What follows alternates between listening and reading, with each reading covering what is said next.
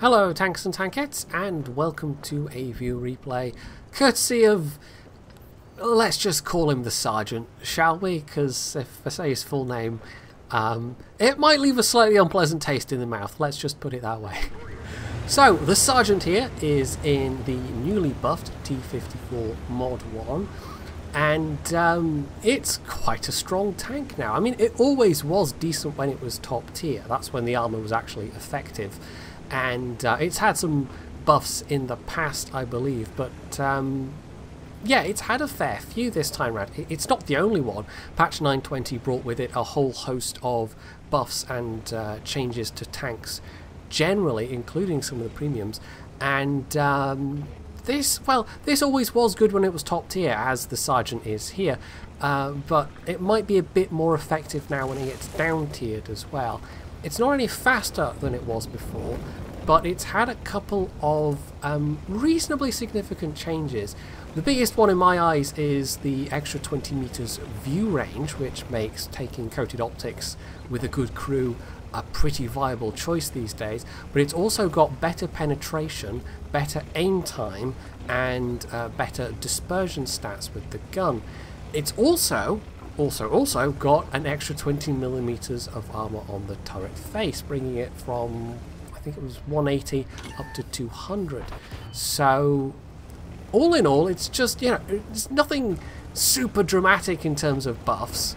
An extra, what was it, 7 millimeters average AP pen, for example, isn't going to light the world on fire, but it's just all together enough to make this now, I think, a much more comfortable experience than it was before.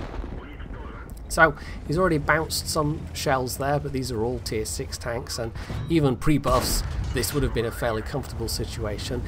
I think the reason he's decided to be so aggressive here is, I'm just looking at the minimap, I'm guessing obviously, but the fact that there are so many teammates behind him, plus the fact that the enemy team does not have a lot of tank destroyers, has clearly given him the confidence to push forward and to hopefully make use of his team's massed firepower on this flank.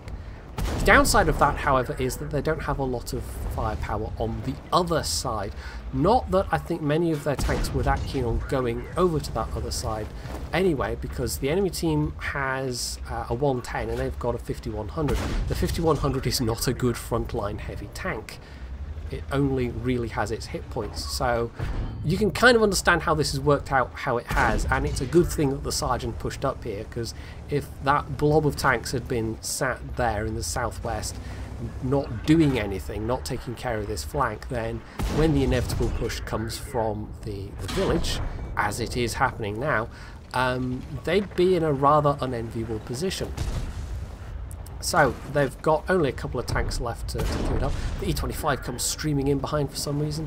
Don't quite know why. Maybe Sergeant can get the kill. There we go. So, that's not a bad start. He's gotten 1300 damage, but he's also gotten 1900 spotting and assistance. And I think it was largely spotting. And if I had to guess, maybe he's got optics on this, but I don't know. You know, not that it would have made a difference for that particular engagement, but as I said, you know, with a good crew, optics is absolutely now viable, whereas previously with 360 meters, you wouldn't really have bothered, I don't think. There would have been more useful things to put in there.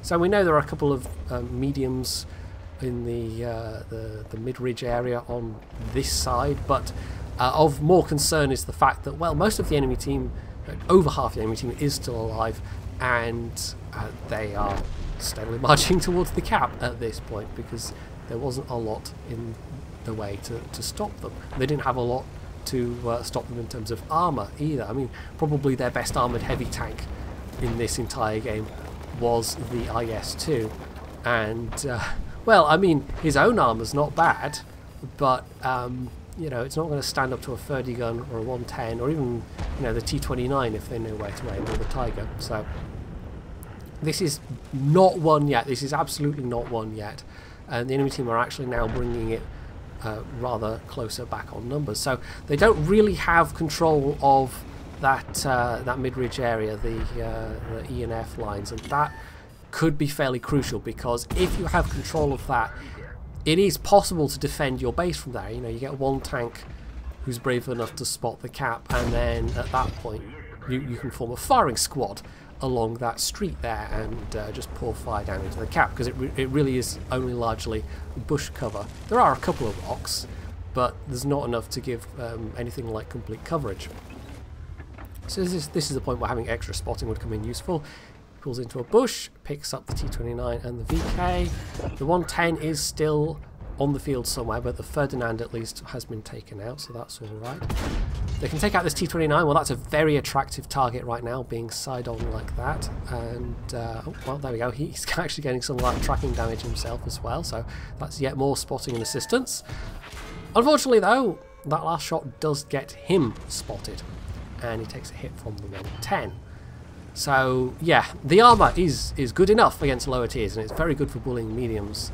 But even same tier heavies, same tier tank destroyers, they're not going to have that much difficulty with the Mod.1's armour, and that's always been the case. It used to feel like the trade-off for the mobility, because it's not that fast overall, was not that good once you started dropping down the tiers or once you started having to engage heavy tanks. But in this case, you know, the armour has come in useful at times. So that VK is a nice target to pick on. The KV2, on the other hand, might be a problem. But this VK, at least, he knows he can bounce the shells off.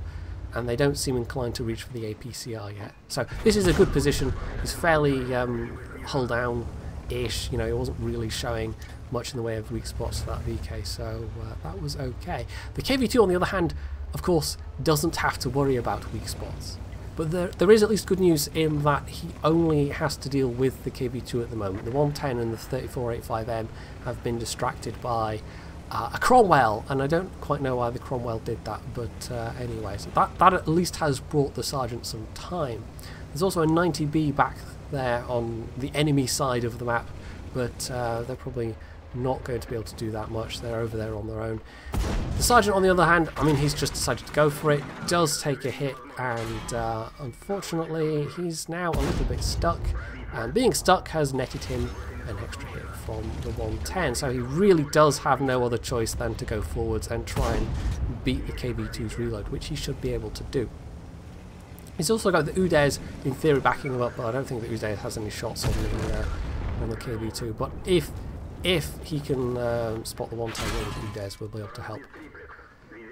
So an APCR shell from the 3485M actually manages to pen. I'm not sure where it was, but you know, that's the right choice of ammo for this situation for that guy. He's bottom tier, having to deal with what for him is a reasonably armoured target, so that's absolutely where you would pull out the premium. But the 34/100 is able to kill him, so he doesn't have to take the risk of trying to finish him off himself, and that just leaves the 110.